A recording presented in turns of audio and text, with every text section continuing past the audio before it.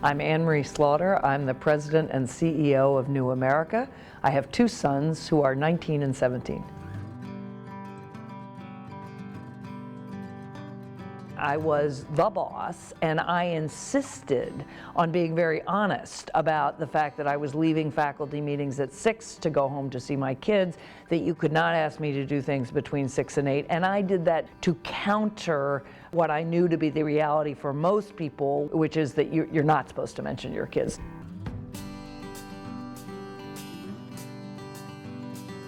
The women of my generation, their view has been you have to outman the men. And so often I have people tell me, my boss is a man who has a daughter and he's great. When I've had women bosses, they're actually harder. You cannot assume that because a woman is a CEO, she is going to make this issue a priority.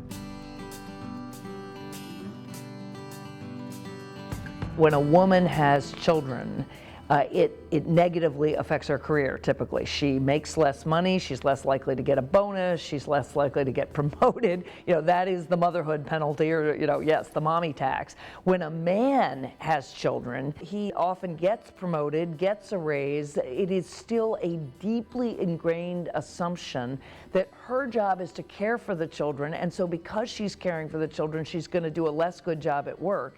His job is to support his family, and now that he has a family to support, he will be that much more motivated. That is leave it to Beaver thinking.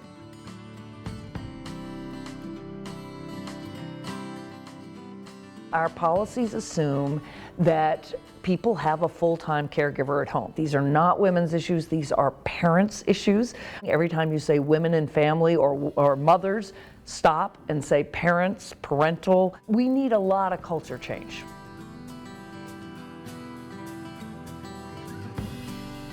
I see millennial men as our great hope, because the millennial men that I work with really do expect to be fully engaged parents.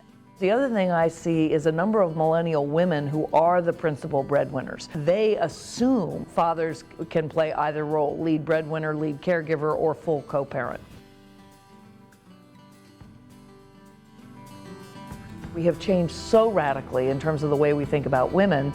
Now we need to think about men differently and think about parents and caregivers regardless of whether they're men or women.